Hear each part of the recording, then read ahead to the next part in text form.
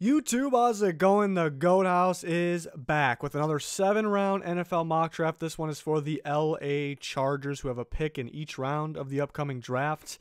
Almost through these. This upcoming Tuesday will be the last day of these 7-round mocks, where we'll be then through all 32 teams. Then we got some position rankings to do, final mock drafts, couple live streams, and then, of course, we will be live during the NFL draft. April 25th is when it all begins. The actual draft starts at 7. We'll be live 30 minutes earlier, and then during the draft, we'll have predictions for each pick, analysis, and reactions. So it's going to be a lot of fun. Hopefully you can join us.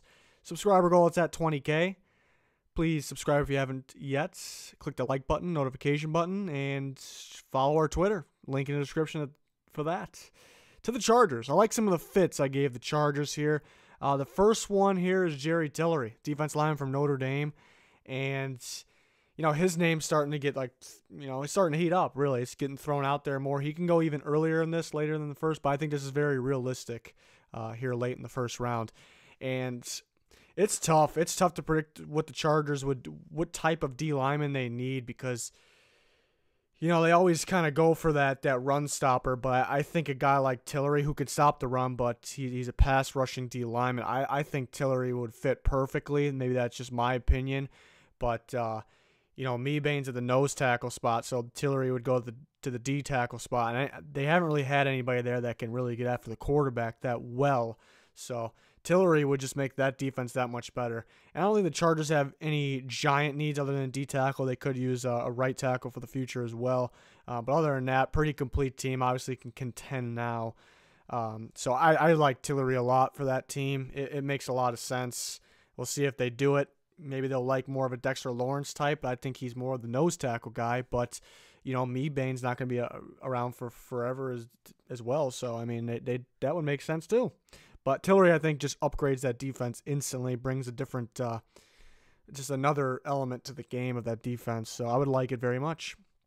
Next pick, second round, they get that tackle, Yanni Kajust, the offensive lineman for West Virginia. I think you can plug him right in there at right tackle if you needed him to. If not, then he will be in the near future. So Kajust was kind of getting some first-round talk earlier in this draft process. Kind of... I don't want to say stock went down, but I guess the other talent pushed him down.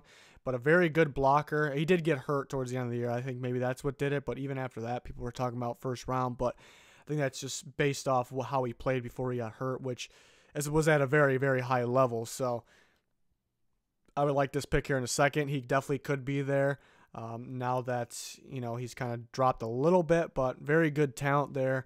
And again, he can start right away if they need him to, if he's healthy. Next pick, third round, Blake Cashman, I think, fits in their defense. They definitely need another linebacker. They haven't really valued the position that highly in the past, but I think it's time they do that. But I do like Thomas Davis signing. Pretty solid there. He's not going to be around forever, a year or two, but he can still play at a high level if he's healthy. But they definitely need another one. They got some other guys that can play. I know they had Perriman. They re-signed him.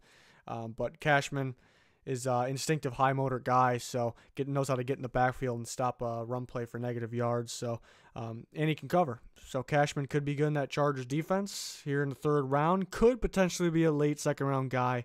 Best case scenario here, and it's realistic that they can get him in the third. Fourth round, I got them taking a receiver, Emmanuel Hall, the wide receiver from Missouri. They lost Tyrell Johnson, nowhere near similar to Emmanuel Hall, but they already have those, outside downfield receivers, and Keenan Allen does everything. But Mike Williams starting to get better. Last year, at the end of last year, he was insane. So he's that downfield jump ball guy, down the sideline guy. They have Travis Benjamin for shifty guy. So Hall is kind of that shifty guy, but he can also go downfield too. He can bring everything to the table. So I like Emmanuel Hall. He was, right after the combine, he was starting to get some second round talk because of his dominant combine.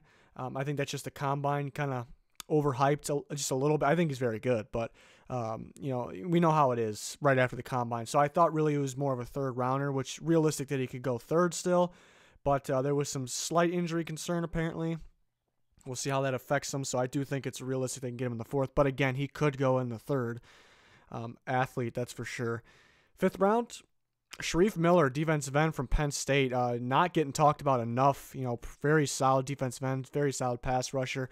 And maybe the Chargers have the best pass rush duo in football with Melvin Ingram and Joey Bosa if Bosa's healthy. But after that, not much depth. So Sharif Miller would be much needed depth and very good depth here in the 5th round. So maybe they can go a pass rusher earlier just because Bosa was hurt last year. They don't have too much, but they got some other. I had them getting some other players that can help out right away too.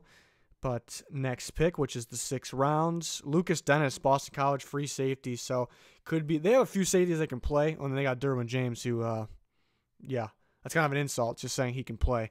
But excellent safety in Derwin James.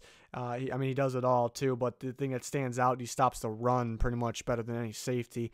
And then Lucas Dennis is mainly just a pass guy. He's deep ball guy. He's a playmaker. Gets those turnovers. He definitely needs work in the run game. That's why he's a 6th rounder, a little undersized. That's why he's a 6th rounder. But he's a playmaker. Could be the future safety alongside Derwin James. But they have a couple other safeties that can play.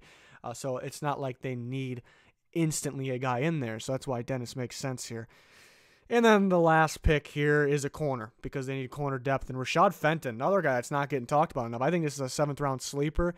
Similar play style to DeAndre Baker, actually, who could be a 1st round pick. So he's kind of the poor man's him in the same draft. Rashad Fenton, inconsistent, really. And that's why he's down here because, 1 second he's making you get out of your seat. Coming up and stopping the run. He can make a play in the air, too. But needs to stay a little more consistent, but he's shown signs that he can be very solid. So I think he's a 7th round sleeper. And the Chargers are very, very good at developing the corners. So get another guy like this in here. So the outside guys are Trevor Williams and Casey Hayward, obviously. Desmond King's one of the slot guys. So you could use more outside corners as depth. That's why I had them taking a guy like this here. So that's going to do it for the Chargers. We're almost through these 7-round mocks. All the teams almost there. Like I said, this upcoming Tuesday should be the last day. And then we're going to start doing position rankings, each position group. So I got to get those out, in my opinion, obviously.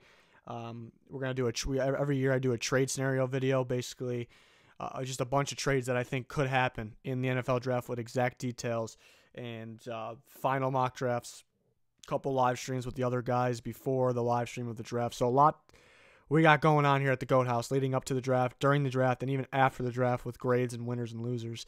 So fun time of the year for us here. But thanks, everyone, for watching. Stay tuned for more. Goodbye.